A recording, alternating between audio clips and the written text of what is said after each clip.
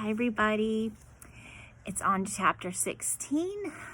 So finally, Melody has a MetaTalker, which is a device that she's able to use her thumbs to move around and push buttons to say things for her. And she told her mom that she loves her for the very first time, which is awesome. All right, chapter 16 is kind of a short chapter. I wait until after the holiday break to take the machine into school. I have practiced with Mrs. V every single day of Christmas vacation, learning how to push the right buttons, how to switch smoothly from one level to another, how to make contractions. I had to figure out how to say isn't instead of is not, or theirs instead of there is. It was hard. I kept messing up, but Mrs. V wouldn't let me quit. I didn't want to either. So on that first Monday back, Elvira is the star of the day, making me the center of attention. And not because of something embarrassing I did, like throwing up or spilling my food, but for something really cool instead. Unbelievable. Even the teachers seem impressed. "Watch out, world," Mrs. Shannon announces when she sees me in the hallway. "Melody is ready to rock, y'all." I grin, push a button, and a song from the latest teen musical begins to play. "Girl, you got it going on. Music and everything." Mrs. Shannon starts sashaying down the hall in rhythm to my music. I crack up. In room H5, Maria is glued to me all morning. "Cool beans, Melly Belly," she keeps repeating. "Cool beans, can I play?" She wants to touch the glowing lights and shiny buttons, but Mrs. Shannon steps in and distracts her with a new computer game she's loaded on the classroom machine. When Catherine comes in just before the bell for language arts class, I'm ready for her. She's wearing a green plaid shirt, a blue skirt, and orange knee socks. Just think about that. Green plaid skirt, blue shirt, and orange knee socks. I planned the first thing I wanted to say to her, so Mrs. V and I had programmed it ahead of time. I push a button and smile. "Let's go shopping." Catherine gasps, then laughs so hard she almost can't catch her breath. Then she runs over to me and hugs me. "I'm so happy for you, Melody. You really needed this. And yes, we're going to have to find a day so you can teach me some fashion sense." "We need hurry," I type in. I'm in a great mood. "Oh, you're a cold-hearted woman," Catherine declares, still laughing. "But for now, let's get you to your inclusion classes and show off this new cool machine. I shiver with excitement. When I roll into Mrs. Gordon's room, as usual, nobody looks up except for Rose, who flashes me a smile. But then I turn the volume up real loud and I push a button. "Hi, everybody. I have a new computer." Heads turn and voices whisper.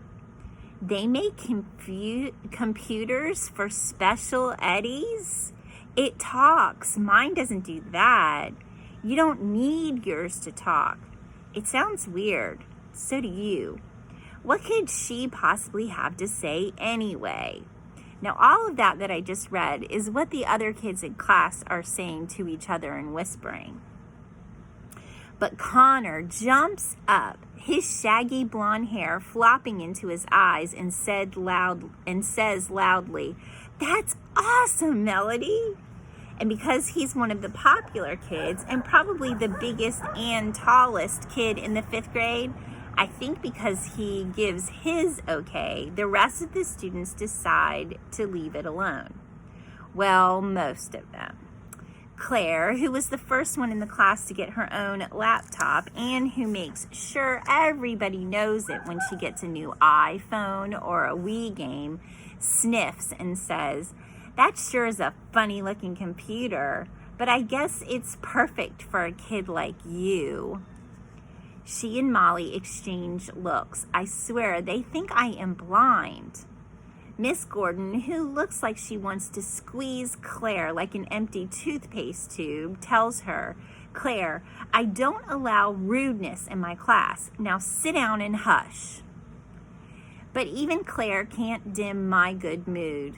I push another button for a sentence Mrs. V and I prepared ahead of time. Somehow I knew I would need it. The machine says, "I talk to everybody now. Sorry, let me read that again. Somehow I knew I would need it. The machine says, "I talk to everybody now. Claire, too." I see her scowl, but everyone else laughs. They all want to touch the machine or push a button or try to operate it, but Catherine keeps them away and lets me do all the demonstrating. I go to the green level, the jokes. Knock, knock. "Who's there?" several people reply together. "Isabel," the meta-talker says. "Isabel who?" the kids surrounding me reply. "Isabel out of order? I had to knock." That's pretty funny. Everybody laughs at this silly joke with me. Even though my arms and legs flail out and I drool a little as I laugh, it is the first time in my entire life that I feel like I'm part of the group. I wish I could click a save button so I could play this moment over and over and over again. I type in, "Today is Monday. It is cold." Then push a blue button on the machine. It whirls a little, then, like a tongue sticking out, a thin sheet of paper erupts from the side of it. Printed on it are the words I just typed. "Whoa," says Rodney, the champion video game player in the class. "It's got a printer. That's too slick." Miss Gordon nods with encouragement as Catherine passes the printout around so everyone can read my words. Then Catherine tells the class, "Melody's meta-talker is a combination computer, music player, and speech device. It's got HD, high-tech guts, and it's designed to rock her world and connect you to it. Take the time to listen to what she has to say." Claire raises her hand. "Yes, Claire?" Miss Gordon asks, a look of warning in her eyes. I'm not trying to be mean, honest, but it's just never occurred to me that Melody had thoughts in her head. A couple of other kids nod slightly. Miss Gordon doesn't raise her voice. Instead, she responds thoughtfully. "You've always been able to say whatever came to your mind, Claire, all of you. But Melody has been forced to be silent. She probably has mountains of things to say." "Yes, yes, yes," I make the machine say. I give Miss Gordon a smile of thanks. Then I show Rodney and Connor a video game that came with my meta-talker. I doubt if I'll ever be fast enough to play Space Soldiers, but it's nice to know it's there. Rodney could probably master it in a hot minute. Miss Gordon checks out the various levels and looks impressed. "What a huge vocabulary you have now, Melody," she says to me. "I know you feel like a ton of bricks have been lifted from you." I nod. "Way cool," the machine says loudly. "Oops, I meant to say..." Oh, I read it wrong. Let me read it again. I nod. "Way cold," the machine says loudly. "Oops, I meant to say way cool." I feel my face getting warm as I hear Claire and Molly snicker. But Rose pulls her desk close to my chair. "This is so awesome, Melody," she says softly, and I let her touch the shimmery keys. "Oh yes," I reply. Then I look at her. "Friends?" with a question mark, I type. "Friends," she answers without hesitation. "Happy," I type, then I tense. I hope I won't do anything stupid like knock something over with excitement. Rose is looking intently at me. I can't imagine what it must be like to have all my words stuck inside, she finally says. It sucks, I type in. Rose chuckles. I feel you.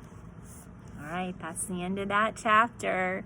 Now the world gets to hear what Melody has to say, even Claire and Molly.